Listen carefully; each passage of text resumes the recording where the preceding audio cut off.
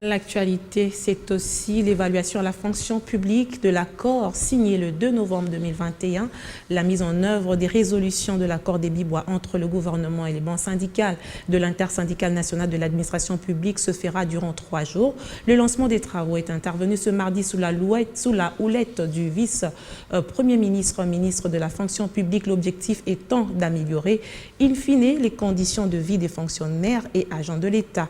D'après cet accord, les deux parties s'étaient engagées à collaborer étroitement pour la maîtrise des effectifs et de la masse salariale due aux fonctionnaires, la mise à la retraite et le rajeunissement de la fonction publique.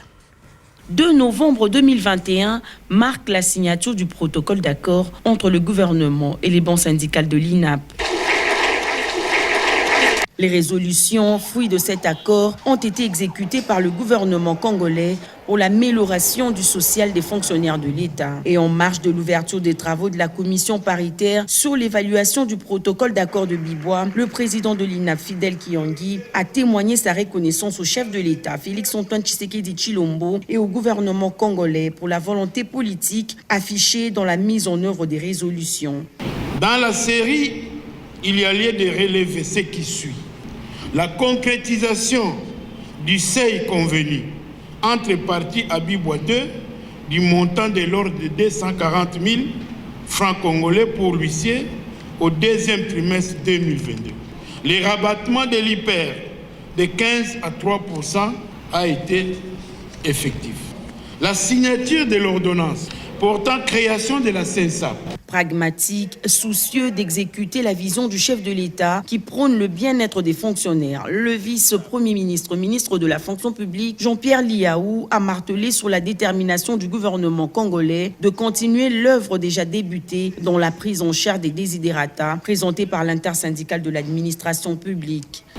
Il importe de souligner que ce dialogue social qui, au fond, traduit la volonté politique manifeste déclenchée par le président de la République, permet de saisir les taureaux par les cornes, c'est-à-dire parvenir d'une part à satisfaire les aspirations profondes des agents des carrières de service public de l'État et d'autre part à permettre à notre pays de disposer d'une administration publique forte, efficace et moderne.